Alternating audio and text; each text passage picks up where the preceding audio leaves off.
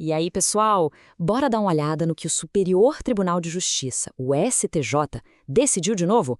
Pois é, saiu o informativo 878 e olha, ele veio recheado.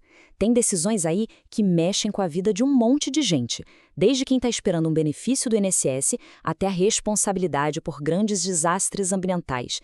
Então, vamos que vamos destrinchar isso para entender o que na prática muda a partir de agora. Olha só o nosso roteiro. A gente vai passar por 5 temas quentes. Primeiro, aquela definição sobre o reexame obrigatório em ações da Previdência. Depois, vamos ver quem julga as indenizações do desastre de Mariana. Em seguida, as regras para a imunidade de imposto de entidades beneficentes. Tem também uma questão sobre prescrição de direito de servidor.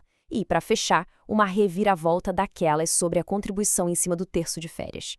Então, começando pelo tema 1081, que veio para resolver uma dúvida super comum. Pensa num processo contra o INSS. Quando a decisão é contra o governo, a lei manda que ela tenha uma segunda análise num tribunal superior, certo? Mas e se o valor da causa não está lá escrito na sentença? Como fica? Essa era a grande questão. Por muito, mas muito tempo, qualquer sentença que precisasse de um cálculo simples para definir o valor era considerada ilíquida. Sabe o que isso significava? Um atraso enorme, porque o caso tinha que subir para reexame e acabava travando o pagamento para o segurado. Mas, felizmente, a resposta mudou. Para a gente entender bem essa mudança, precisamos falar da tal remessa necessária.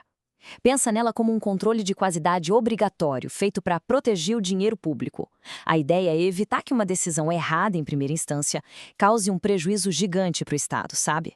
O que a gente vê aqui é uma verdadeira mudança de paradigma. Antes, com a súmula 490, qualquer sentença sem o número final era ilíquida, ponto. E aí exigia o reexame. Agora, com o Código de Processo Civil de 2015 e essa nova tese, o STJ está com uma visão bem mais prática. Se o valor pode ser encontrado com uma conta simples, a sentença é líquida sim.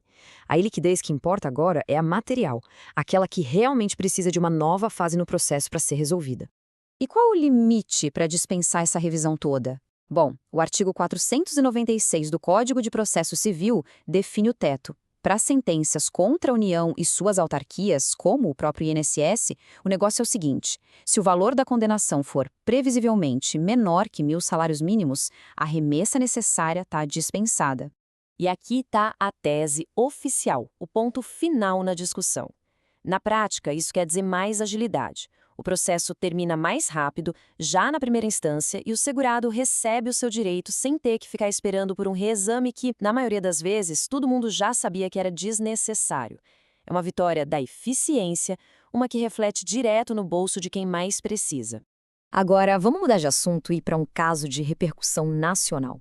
O desastre da barragem de Fundão, lá em Mariana, gerou uma avalanche de processos, né? Mas uma pergunta fundamental surgiu no meio disso tudo. Quem é que tem a competência para julgar os pedidos de indenização? A Justiça Estadual ou a Federal? O rompimento da barragem criou um dos cenários jurídicos mais complicados da história do país.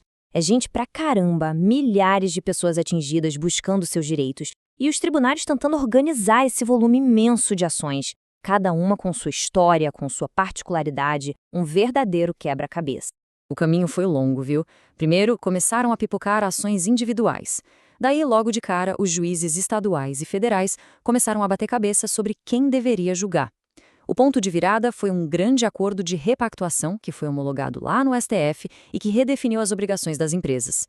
E foi com base nesse acordo que o STJ finalmente bateu o martelo.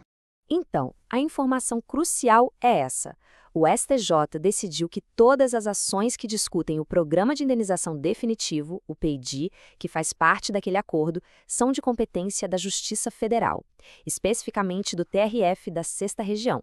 A lógica é que, como a União participou do acordo, a competência é federal.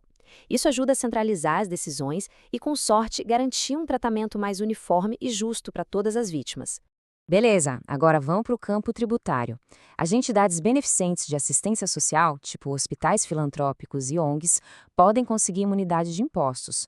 Para isso, elas precisam de um certificado, o SEBAS. Mas afinal, quais são as regras que elas têm que seguir? Aqui a discussão é sobre a hierarquia das leis.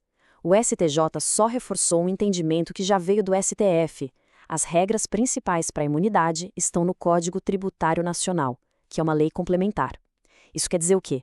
Quer dizer que uma lei ordinária, um decreto ou uma portaria não podem criar novas exigências ou dificultar o que a lei superior já definiu. Simples assim. E quais são esses requisitos essenciais do artigo 14 do CTN? São esses 3 aí. Primeiro, não distribuir nenhuma parte do patrimônio ou das rendas. Segundo, aplicar tudo que arrecadar aqui no país para manter seus objetivos. E terceiro, manter a contabilidade em dia. O recado do STJ foi bem claro. Cumpriu isso, está no caminho certo para a imunidade. Nosso próximo caso é de direito administrativo. Um servidor público pediu um benefício chamado abono de permanência. Só que o pedido foi negado por falta de provas. Anos depois, ele fez um novo pedido, dessa vez com novas provas. E aí conseguiu. A pergunta que fica é: ele tem direito aos valores atrasados desde o primeiro pedido? E a prescrição começa a contar de quando? Olha, essa linha do tempo ilustra a decisão do STJ perfeitamente. O primeiro pedido foi negado porque, na época, o servidor não conseguiu provar que tinha o direito. O direito só foi comprovado de verdade no segundo pedido, lá em 2018.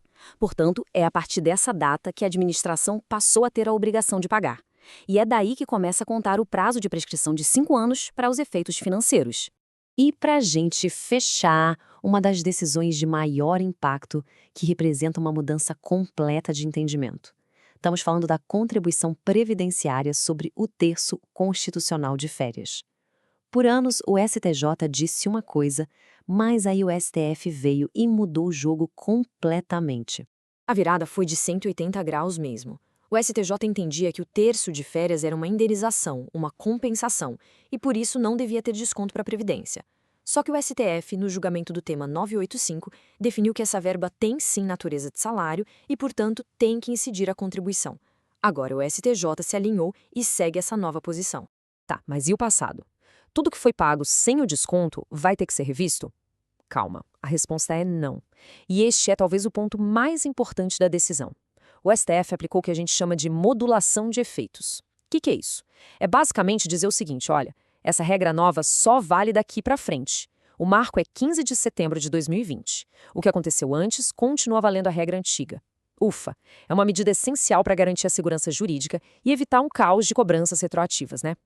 E assim a gente fecha este raio-x. Vimos o judiciário tentando dar mais velocidade aos processos da Previdência e, ao mesmo tempo, mudando de opinião sobre temas que já pareciam resolvidos, como o terço de férias. Isso deixa a gente com uma reflexão. Com tantas revisões, a justiça está ficando mais ágil e previsível ou mais complexa e cheia de novas nuances? A resposta, talvez, esteja nesse equilíbrio delicado entre a segurança jurídica e a evolução constante do direito.